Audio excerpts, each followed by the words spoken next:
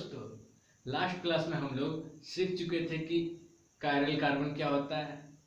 उससे पहले क्लास में हम लोग क्या देख लिए थे कि कार्बोहाइड्रेट का डेफिनेशन देखे थे, जो कि गलत साबित हो गया था बहुत सारे केस में। अब गलत साबित हो गया था कि नया डेफिनेशन चाहिए था।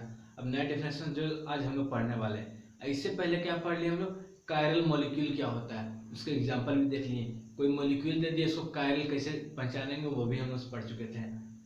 फिर हम लोग क्या देखें, ऑप्टिकली एक्टिव सब्सटेंस क्या होता है। ऑप्टिकली एक्टिव सब्सटेंस क्या होता है, ऑप्टिकली एक्टिव सब्सटेंस कैसे पहचानेंगे वो भी देख लिए थे। अब हम लोग क्या देख लेते हैं, कार्बोहाइड्रेट्स का नया डेफिनेशन। अब देखिए, कार्बोहाइड्रेट्स का जो लास्ट डेफिनेशन था वो क्या था कि कार्बोहाइड्रेट्स एक ऐसा ऑर्गेनिक मॉलिक्यूल्स है जिसमें कार्बन, हाइड्रोजन, ऑक्सीजन एक खास कंपोजिशन के साथ प्रेजेंट रहता है।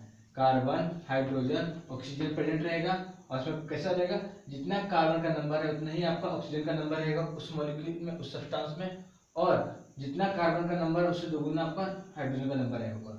ये था आपका कार्बोहाइड्रेट्स का पुराना डेफिनेशन। यानी कि अगर कोई आपको सब्सटेंस अगर मिलता है, तो हम लोग उसमें क्या चेक करते थे कि इसमें कार्बन का जितना नंबर है उतना ऑक्सीजन का नंबर है कि नहीं उसमें, और जितना कार्बन का नंबर से दोगुना नंबर आपको हाइड्रोजन का है या नहीं है, तो वो चेक करते थे। अगर मिल जाता था तो घोषणा कर देते थे कि ये जो हमको मिला है वो क्या है, एक कार्बोहाइड्रेट है। और ये अगर ऐसा नहीं था तो बोल देते थे कि वो कार्बोहाइड्रेट नहीं थे। अब यही अपन बहुत सारे केस में गड़बड़ हो जाती है डेफिनेशन। केस क्या था कि अगर आप सुक्रोज का फॉर्मूला ले रहे थे, गड़बड़ हो जाता है। आप रेमनोज का फॉर्मूला ले रहे थे, गड़बड़ हो जाता। डीऑक्सी राइबोज का फॉर्मूला ले रहे थे, मैच कर रहे थे।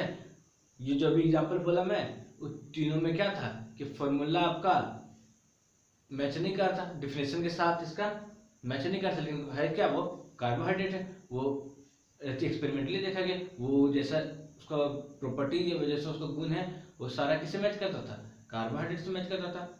लेकिन इस डेफिनेशन के हिसाब से उसको रिजेक्ट कर दिया जा रहा था कि नहीं वो नहीं है, बस यहाँ गड़बड़ हुआ। और तो और गड़बड़ क्या हुआ था कि कुछ एसिड को देखा गया, एसिटिक एसिड हो गया, फिर लैक्टिक एसिड हो गया, और फिर आपका एक एल्डिहाइडिक ग्रुप फॉर्मेल्डिहाइड भी क्या होता है कि उसके केस में भी वो सारा इस डेफिनेशन को फॉलो कर रहा था।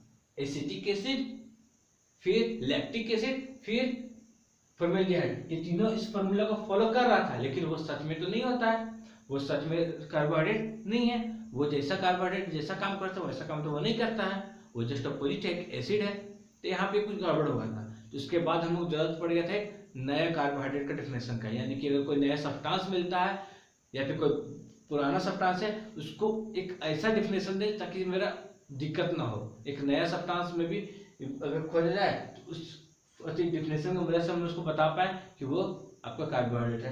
तो डेफिनेशन क्या दिया गया, देखिए क्या बोला गया कि कार्बोहाइड्रेट एक ऑप्टिकली एक्टिव सब्सटेंस है। पहला केस क्या बोला गया कि कार्बोहाइड्रेट आपका एक ऑप्टिकली एक्टिव सब्सटेंस है। ऑप्टिकली एक्टिव सब्सटेंस कौन, कार्बोहाइड्रेट।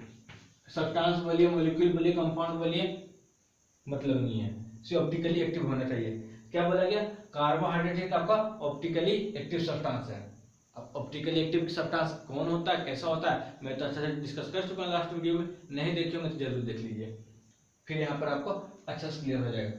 पहला केस ये ऑप्टिकली एक्टिव सब्सटेंस होना चाहिए। दूसरा केस क्या बोला गया, उसमें एक पॉली हाइड्रोक्सी होना चाहिए। पॉली हाइड्रोक्सी मतलब क्या, पॉली मतलब होता है आपका एक से ज्यादा मतलब बहुत 4 5 6 7 3 4 जो भी एक से ज्यादा, पॉली मतलब एक से ज्यादा, ठीक है, एक से ज्यादा, उसके लिए यूज करते हैं हम लोग पॉली, ठीक है। मेनी, पॉली मतलब मेनी, ऐसा बोल दीजिए।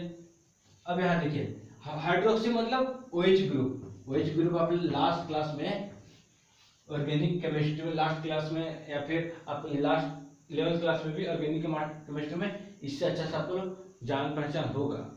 हाइड्रोक्सी भी इसका नाम है। इसका एक और नाम क्या है, एल्कोहलिक नाम है, एल्कोहलिक, ठीक है। एल्कोहलिक ग्रुप भी बोलते हैं इसको, हाइड्रोक्सी ग्रुप भी बोलते हैं। और कब कौन सा बोलते हैं वो आईयूपीएसी के नेम से डिसाइड करते हैं। अब आप लोग, मैं आईयूपीएसी अच्छा से बता चुका हूँ, उस पर नहीं आते हैं, वो यहाँ पे भी जरूरत नहीं इतना। इस हाइड्रोक्सी मतलब OH ग्रुप, यानी कि उस सब्सटेंस में, ये जो सब्सटेंस है इसको अगर हम लोग करना कार्बोहाइड्रेट है या नहीं चेक करना है, तो पहला केस हमको क्या चेक करना है, ऑप्टिकली एक्टिव। ठीक, दूसरा केस क्या चेक करना है कि OH है या फिर नहीं है। दूसरा केस क्या चेक करना, OH है फिर नहीं, हाँ एक से ज्यादा OH। ठीक है, ज्यादा केस में आपको एक से ज्यादा OH ही मिलेगा। ठीक है, एक OH वाला अभी तो कोई कार्बोहाइड्रेट ही नहीं मिला है, ये अब हो गया। फिर तीसरा क्या बोला गया कि उसका, हाँ, ऑर्गेनिक केमिस्ट्री का, ऑर्गेनिक मॉलिक्यूल, ऑर्गेनिक कंपाउंड का वो पता है कि एक फंक्शनल ग्रुप भी होता है, सारा नहीं होता लेकिन होता है, फंक्शनल ग्रुप अटैच होता है। ठीक है, तब फंक्शनल ग्रुप यहाँ पर कौन सा बोला, मेन फंक्शनल ग्रुप क्या होना चाहिए, या तो आपका एल्डिहाइड होना चाहिए। फंक्शनल ग्रुप के हिसाब से हम उसको बताते हैं कि वो एसिड या फिर एल्डिहाइड या फिर एल्कोहल है। अगर किसी में अगर COOH फंक्शनल ग्रुप अटैच है, उसको हम लोग एसिड घोषित करते हैं। एसिटिक एसिड को इसी का एसिटिक एसिड बोला जाता है, क्योंकि उसमें COOH देख करके बता पाता है कि वहां पे होगा। ठीक है, और अगर यही आपको OH लगा हो रहा है तो वहां पे ये इथेनॉल बोलते हैं। और अगर वही मॉलिक्यूल दो कार्बन के साथ वो OH लग गया तो इथेनॉल ही बोल देते हैं ऑर्गेनिक केमिस्ट्री के हिसाब से। ठीक है, तो इसमें क्या बोला गया, मेन फंक्शनल ग्रुप क्या होना चाहिए, एल्डिहाइड होना चाहिए। मेन फंक्शनल ग्रुप एल्डिहाइड या फिर कीटोन के रूप होना चाहिए। ठीक है, तीन केस बोला गया, तीन कंडीशन दिया गया, तीन कंडीशन के बाद ही हम उसको बता पाएंगे कि वो कार्बोहाइड्रेट है या फिर नहीं है। ठीक है, पहला कंडीशन क्या, ऑप्टिकली एक्टिव होना चाहिए। ऑप्टिकली एक्टिव चेक करने के लिए मैं अच्छा से बता चुका, लास्ट वीडियो जरूर देख लीजिएगा, तभी इस वीडियो को देखिए। फिर पॉलीहाइड्रोक्सी होना चाहिए, पॉलीहाइड्रोक्सी होना चाहिए। फिर इसका मेन फंक्शनल ग्रुप में क्या होना चाहिए, एल्डिहाइड या फिर कीटोन होना चाहिए। ठीक है, अगर ये तीनों अगर एग्जाम पास कर जाता है तो हम उसको घोषित कर देते हैं कि वो कार्बोहाइड्रेट है। ठीक है, तो यही आपका डिफिनेशन यहाँ पे लिखा हुआ है, कार्बोहाइड्रेट का न्यू डिफिनेशन लिख दिया यहाँ पे। देखिए क्या बोला गया, carbohydrates are the optically active substance molecule compound जो बोले थे that contains, optically active substance that contains, जिसमें रहेगा आपका मौजूद पॉलीहाइड्रोक्सी, पॉलीहाइड्रोक्सी यानी कि OH ग्रुप एक से ज्यादा। ठीक, एल्डिहाइड या फिर कीटोन, एल्डिहाइड या फिर कीटोन रहे। एल्डिहाइड यानी कि CHO बॉन्ड लगा हुआ है मेन फंक्शनल ग्रुप के रूप में, या फिर COO बॉन्ड लगा हुआ है मेन फंक्शनल ग्रुप के रूप में। यही भी लगे दो बॉन्ड के साथ खाली जगह सा, इसके केस में एक ही बॉन्ड खाली रहता है, वो तो आप लोगों का स्ट्रक्चर से चल जाता है। ठीक है, तो ये समझ में आ गया कार्बोहाइड्रेट क्या है, वह ऐसा ऑप्टिकली एक्टिव सब्सटेंस, एक खास तरह का ऑप्टिकली एक्टिव सब्सटेंस। और ऑप्टिकली एक्टिव सब्सटेंस वही होता है जो कायरल होता है, मैं लास्ट वीडियो में बता चुका हूं, तो डीप में नहीं जाता हूं। ऑप्टिकली एक्टिव सब्सटेंस वैसा ऑप्टिकली एक्टिव सब्सटेंस जिसमें पॉलीहाइड्रोक्सी और कीटोन या फिर एल्डिहाइड मिल जाए। ठीक है, अब हम लोग देखते हैं आगे एग्जाम्पल की मदद से, आप पहचान कर देखते हैं कि ऑप्टिकली ये कार्बोहाइड्रेट है या फिर नहीं, आप लोग खुद बताएंगे। ठीक है, अब देखिए हम लोग दो कंपाउंड लिए। ठीक है, अब हम लोग चेक करना चाहते हैं कि वो कार्बोहाइड्रेट है फिर नहीं है। तो कार्बोहाइड्रेट के लिए क्या क्या चाहिए, वो ऑप्टिकली एक्टिव होना चाहिए, ऑप्टिकली एक्टिव होना चाहिए। और क्या होना चाहिए, उसमें पॉलीहाइड्रोक्सी मौजूद होना चाहिए, यानी एक से ज्यादा OH मौजूद होना चाहिए। और फिर क्या चाहिए हमको, एल्डिहाइड या फिर कीटोन होना चाहिए मेन फंक्शनल ग्रुप में, एल्डिहाइड या फिर कीटोन। ठीक है, अब यहाँ देखिए दोनों में कोई भी रहे काम बन जाएगा हमारा। अब यहाँ पर हम इसको चेक करना है, यहाँ पर इसको चेक करने जा रहे हैं। तब यहाँ देखिए ऑप्टिकली एक्टिव होने के लिए क्या चाहिए, कम से कम एटलीस्ट वन कायरल कार्बन मौजूद होना चाहिए, वन कायरल कार्बन मौजूद होना चाहिए। अब यहाँ देखिए पहला कार्बन चेक करते हो कायरल है अभी नहीं, तो देखिए यहाँ पर साफ साफ दिख रहा है इस कार्बन के साथ कैसा बॉन्ड बना हुआ, ये कैसा है C, इसको अगर और तोड़ जाता है ऐसा रहता है, यानी कि ये ऑक्सीजन डबल बॉन्ड के साथ कंबाइन रहता है एक हाइड्रोजन, और एक आपका बॉन्ड छूटा हुआ रहता है जो आपका एल्डिहाइड जो रहता है वही यहाँ पर, ये एल्डिहाइड है। एल्डिहाइड में क्या होता है कि कार्बन डबल बॉन्ड के साथ कंबाइन, यहाँ हाइड्रोजन एक बॉन्ड के साथ छूट जाता है, खाली रहता है, जो बाकी आपका मॉलिक्यूल के साथ कंबाइन हो जाएगा। ठीक है, बचे हुए पार्ट। अब यहाँ देखिए इसके केस में कायरल कार्बन तो है नहीं, क्योंकि ऑक्सीजन के साथ ही डबल बॉन्ड बना ले रहा है, खत्म, ये कायरल कार्बन नहीं। इस पे आते हैं, इस पे आते हैं, ध्यान देखिए इसका एक बॉन्ड इसके साथ बना हुआ CHO साथ, इसका एक बॉन्ड OH के साथ बना हुआ, इसका एक बॉन्ड इसके साथ हाइड्रोजन साथ, और इसका एक बॉन्ड CH2O इसके साथ बना हुआ है। ठीक है, तो इसके चारों बॉन्ड अलग अलग, ये क्या है कायरल कार्बन। अब एक कायरल कार्बन मिल गया, यानी कि ऑप्टिकल एक्टिविटी पास हो गया। ठीक है, पॉलीहाइड्रोक्सी, एक से ज्यादा OH है या नहीं, देखिए तो यहाँ पे ई OH के साथ कंबाइन है, एक OH मिला हमको, और OH ढूंढते देखिए यहाँ पे तो OH नहीं है, क्योंकि इसका हाँ यहाँ को स्ट्रक्चर थोड़ा याद रखना, 11th क्लास में बता चुके हैं। तो ये चीज इसका OH तो कंबाइन नहीं है, O अलग है H अलग है, यहाँ पे OH मत समझ लीजिएगा। अब यहाँ देखिए यहाँ से एक OH मिला, इसके साथ देखिए तो कार्बन साथ कैसे कैसे CH एक ये तो इसके साथ कंबाइन है, एक H यहाँ पे मान लीजिए, एक H यहाँ और यहाँ OH है, इस टाइप का बना हुआ। ठीक है, इसको अगर तोड़ेंगे तो ऐसा फॉर्म में टूटेगा। तब देखिए यहाँ पे मिला आपको OH, एक OH ये मिला, एक OH आपका ये मिला, यानी 2 H मिल गया, यानी पॉलीहाइड्रोक्सी वाला केस पास। अब आगे देखते हैं एल्डिहाइड या फिर कीटोन फंक्शनल ग्रुप में है या नहीं। तब तो यहाँ पर स्टार्टिंग में एल्डिहाइड हमको यहीं भी मिल गया था, एल्डिहाइड हम लोग को यहीं भी मिल गया था, तो इस केस को भी पास। तो हम लोग इसको घोषणा कर सकते हैं कि ये क्या है कार्बोहाइड्रेट है। नाम हम लोग इसका नाम भी लिखने सीखेंगे, बाद में सीखेंगे, बस हम लोग पहचान रहे कार्बोहाइड्रेट या फिर नहीं है। ठीक है, यहाँ पे हम लोग देख लिए कार्बोहाइड्रेट यहाँ पर ये मिल गया। ठीक है, ये पास हो गया टेस्ट। अब हम लोग देते हैं सेकेंड कंपाउंड का। सेकेंड कंपाउंड में यहाँ पर दिया हुआ देखिए, यहाँ पर सेकेंड कंपाउंड में सेम चीज करेंगे, सेम प्रोसेस फॉलो करेंगे। पहले ऑप्टिकली एक्टिव देखेंगे, देखिए यहाँ पर ऑप्टिकली एक्टिव, तो ये तो CHO बॉन्ड ऑप्टिकली एक्टिव है, इस कायरल कार्बन है नहीं, क्योंकि उसका बॉन्ड कैसा बना हुआ उस टाइप में डबल बॉन्ड O के साथ कंबाइन है, तो ये कायरल कार्बन नहीं है। ठीक, इस पे आइए, इसका जो है एक बॉन्ड आपका इसके साथ कंबाइन है, एक बॉन्ड आपका OH के साथ, एक बॉन्ड हाइड्रोजन के साथ, एक बॉन्ड पूरा ये मॉलिक्यूल के साथ। ठीक है, इसको अगर डिटेल में समझना कैसे पहचानेंगे लास्ट वीडियो जरूर देखिएगा।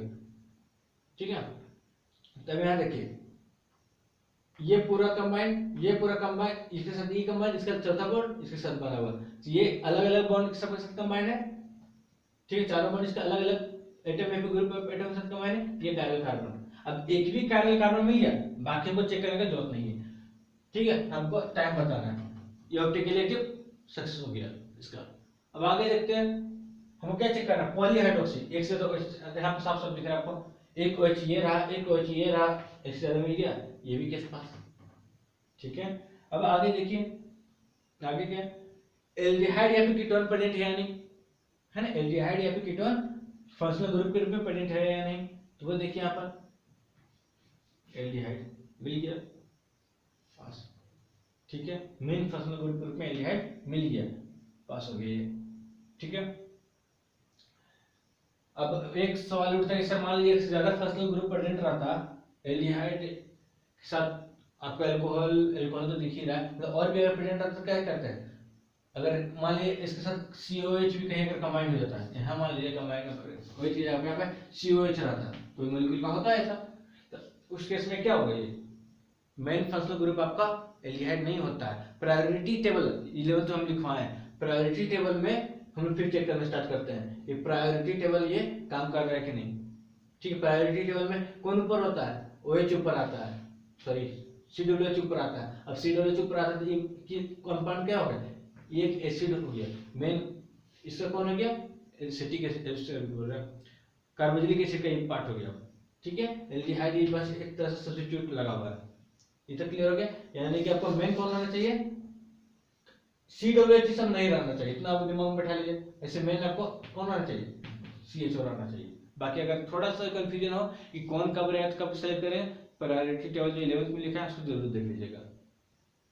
ठीक है, तो ये भी आपको मिल गया। अब आगे हम लोग एक और एग्जांपल चेक कर लेते हैं, ठीक है।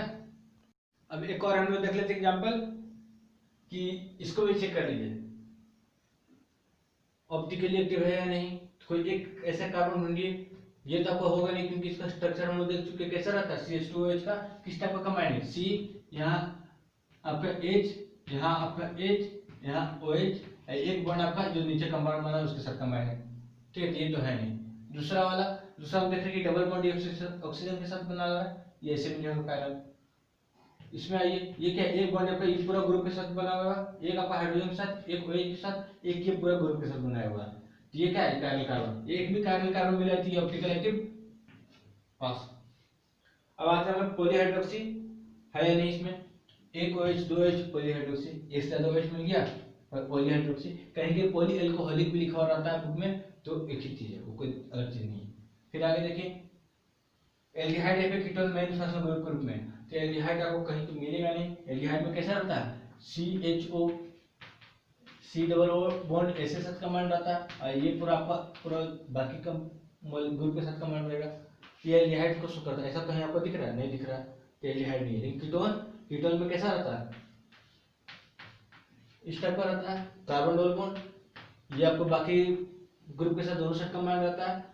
तब यहाँ देखिए ये आपको यहाँ पे मिल गया, यहाँ पे एल्डिहाइड और कीटोन भी है, कीटोन मिल गया, कीटोन मिला तो क्या हुआ, तीनों चीज पास, कार्बोहाइड्रेट, ठीक है। अब एक ऐसा भी एक एक्सेप्शन है, एक ऐसा एक्सेप्शन है आपको कार्बोहाइड्रेट का जिसमें एक ऐसा कंपाउंड है कार्बोहाइड्रेट का जिसमें वो ऑप्टिकली एक्टिव नहीं है, लेकिन उसमें पॉलीहाइड्रोक्सी भी प्रेजेंट है, ये भी प्रेजेंट है और वो कार्बोहाइड्रेट भी है। नेचर एक्सपेरिमेंट करके भी देखा गया तो वो कार्बोहाइड्रेट भी है, तो ऐसा नहीं कर सकते वो कार्बोहाइड्रेट नहीं है, ठीक है। तो ऐसा कौन सा कंपाउंड है देखिए, बस ये एक्सेप्शन है जो हम लोग का सिलेबस में भी है। तो यहाँ देखिए CH2OH,